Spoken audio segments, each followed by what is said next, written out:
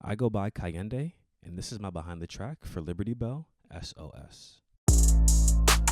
I just mind my business, y'all too wild. Came with a cut with a brand new flow and a brand new style. SOS. Firstly, I want to say thank you for patiently waiting. It's been about 3 years since I've done one of these. Since my behind the track of In a Way featuring C-Dub. Liberty Bell is a song about... What is the song about? I don't even know. But one could say the energy of the beat and how upbeat and vibrant it is a stark contrast to the concept of the song, which is obviously SOS, right? Shout out Franchesco for the beat and the beautiful stems as always. But without further ado, I'll play a snippet for you and then show you how I mixed it. I just mind my business, y'all too wild. Came with a cut with a brand new flow and a brand new style. SOS. Tell me we doing for the queso, I can't do for the bankroll. SOS. She look messy, I wanna see this with no makeup. SOS. I'm consistent, I still pray every time that I wake up. SOS. Lazy damn, I still gon' make that bread like a baker. SOS. Made mistakes in life, I feel like I can't shake. SOS. SOS. SOS. SOS. I keep my ambition, I don't flex. Blow some smoke in the air to help relieve my stress, yes. So, right off the bat, you might be wondering what these muted tracks are, up here and down here. This is the 2-track, which is basically all of this in one file. And then this was something I recorded but didn't think would suit the final version of the song. Simple as that. How I mix top down. So after I organize it, and you see how I organize it right here, I start mixing the 808, the kick, snare, all the percussion, and then pads, violins, pianos, etc., etc., whatever drives the melody, you know? Jumping straight into the vocal, I could get in depth with a lot of this stuff, but I think just for simplicity purposes, I'm just going to go straight into how I actually processed everything, because I think that's what people would want to see the most. I guess I'll show you the 808 and kick first. So here's the 808, the Q2 with 0 latency free setting on, just so I don't encounter any phase issues with the natural phase selection here. I don't know, it sounds better in 0 latency. I don't know why, but it works for me and I'm gonna keep on doing it. So for the 808, I rolled off 55 hertz and then at 55 hertz. And then for the kick, I put a low pass filter at around 18K. This is so the high frequency information from the 808 can cut through what jumbled nonsense might be up here in the kick. And they live in similar frequency ranges, so I want to make sure they all live in harmony, you know? Oh yeah, and that high end from the 808 is what's going to get you to cut through those small speakers. And then lastly, I just EQ'd the snare a little bit. High pass at 220 hertz, and then low pass at around 14K. Everything else was just a matter of balancing. And Chesco sends me great stems, and I want to keep the producer's vision as close to what they sent to me as possible, if that makes sense. My syntax was off there. But because everything sounded decent when I loaded it up in here, I just decided to balance it. I didn't even use the usual pink noise technique I use on a lot of songs for this one. I probably should have, but it came out fine, so I don't care. For the lead vocal, I processed it the same way I process my vocals nowadays. It's not the same thing every time, but I found that I like this process, so I'm sticking to it for now. My philosophy, before I show you my processing, and I think philosophy is way more important than the actual process when it comes to mixing, but that's a whole different conversation. My philosophy is to keep it as minimal as possible.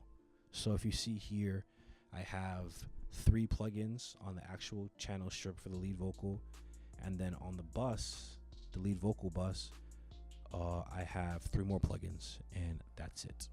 I mainly do all my heavy lifting on the mix bus, as you can see right here in the middle. But for the lead vocal, I put a de-esser on at 3000 hertz, minus 18 threshold, and I'm just gonna mute it because I don't want you to hear it right now. But if you see, I'm not attenuating any more than like 2 dB at most. Yeah, because I like my S's to sound natural, but not too hissy. You know, I don't want my S's to sound like this or s. You know what I'm saying? So I digress. After the de-esser, don't judge me for this EQ, but this shit sounds good, so I can't complain. What I do, I just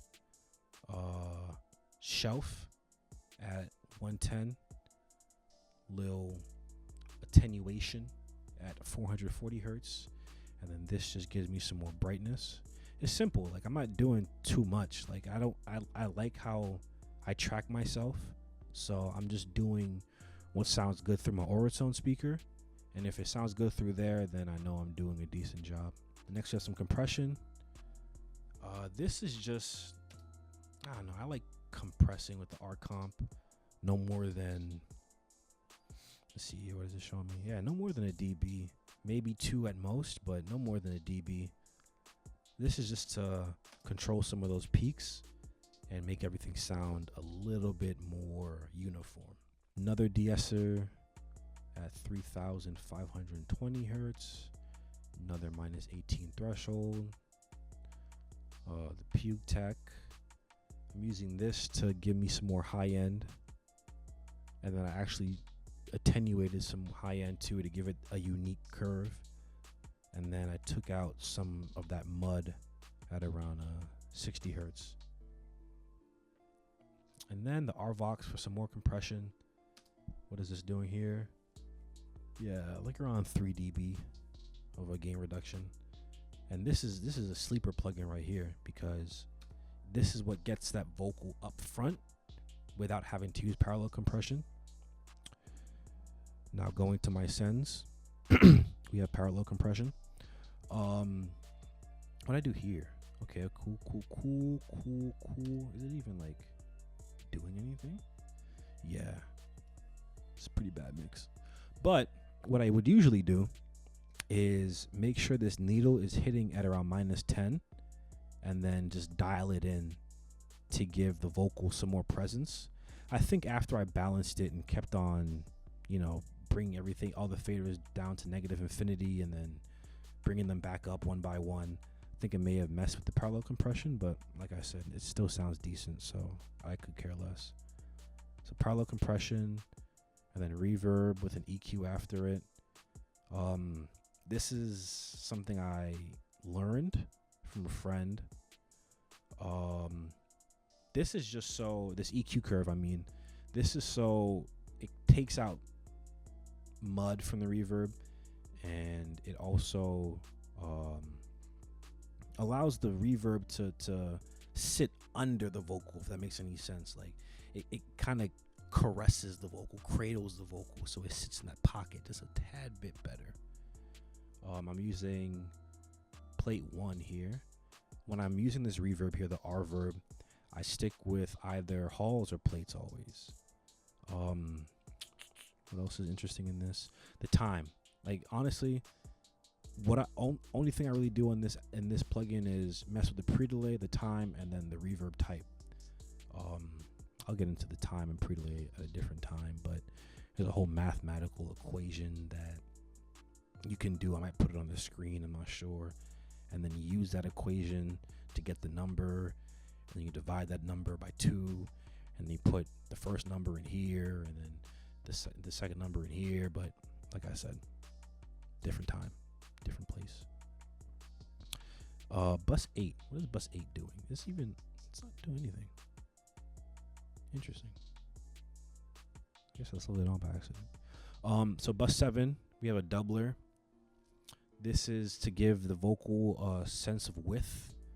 I'll leave the direct gain on to keep that body in the center. It doesn't really matter if you leave it on or off or not. Spread it all the way to the edges of the stereo field, and then dial it in. I dial it into like -18. And then I have saturation on here. Warm tube. I always do warm tube. Yeah, it just sounds the best to me. I don't know. Then I dial it in. I mean, always using warm tube sounds like an awful idea, but nothing else sounds better than warm tube in that plugin to me, so I just always stick with that tube saturation. In the backgrounds, you hear that singing background I have.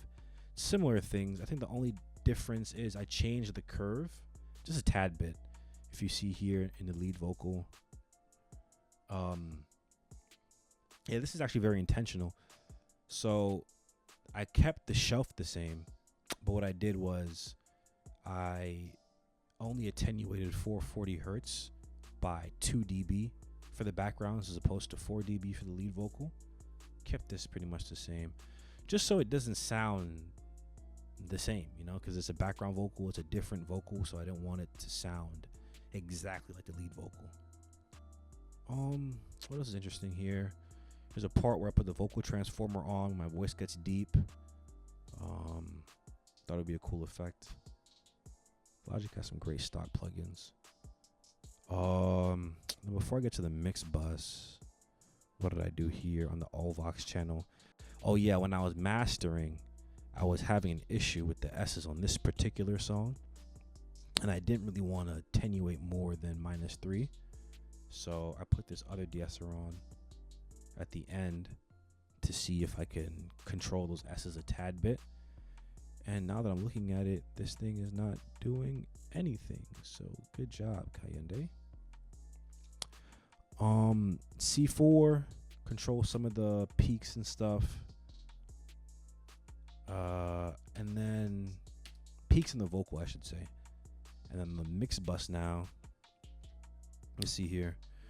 We have this, attenuating some more in the mid range, because this is where my oritone was telling me needed some work. Doubler 2 on the mix bus to give it the whole song, not just the vocal, the whole song, a sense of width. If you see here, we have the direct gain here at the top, or yeah, direct is selected, gain at unity, and then I messed with this to make sure it sounded good in mono. I don't know if I mentioned that at all yet, but every time I mix, there are a couple things on my master bus or master fader. This thing, I don't know what the proper terminology for it is. I have a mix bus right here, but I don't know what you call this shit. Master bus, I don't know. But I always have this direction mixer on. This allows me to toggle mono back and forth without having to do any crazy workarounds or, you know, just nonsense that wouldn't be conducive for my workflow, or beneficial for my workflow, I should say. So I have the direction mixer, and then I have a WLM meter on just to make sure the song is loud enough before I go to master it. We'll get into that a little later. So doubler 2, and now this overdrive here. Now, I don't think this is common knowledge, but plugins are expensive, and my computer is old, so I don't have a soft clipper. I found out that you can use Logic's stock overdrive as a soft clipper, so that's what I did here.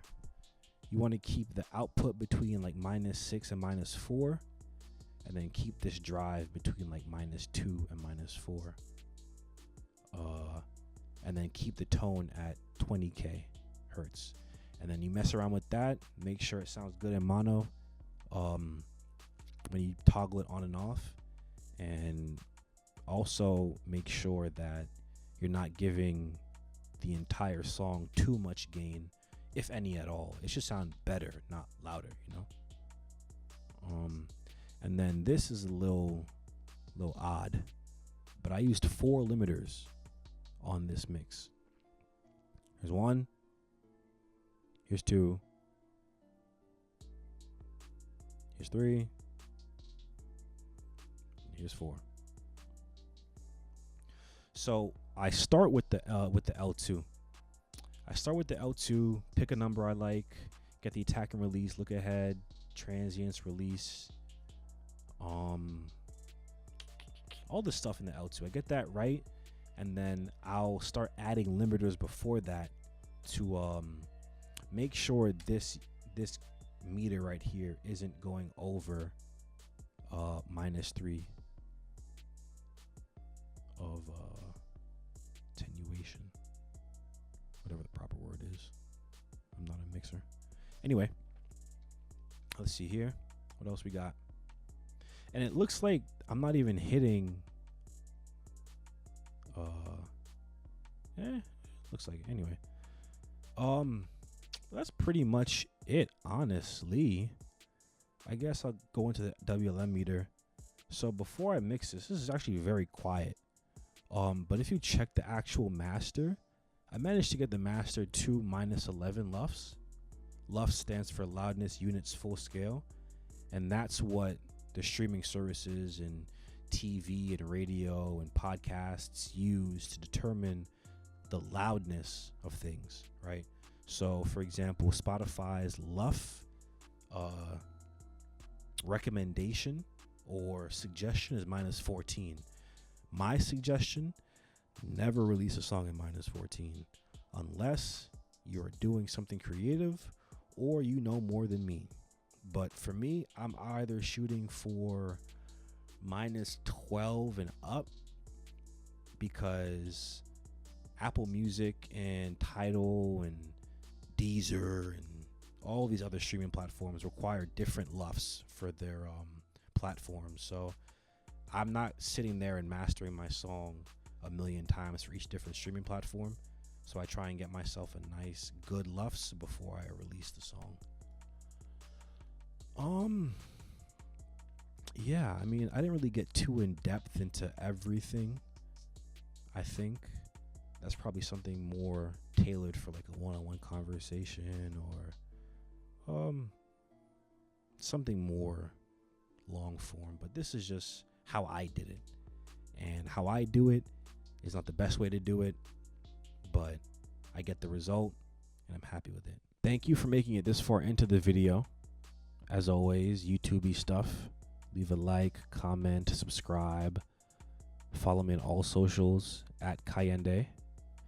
If you have any comments, questions, or concerns, drop a comment or DM me on Instagram or hit one of my socials and I'll respond as fast as possible.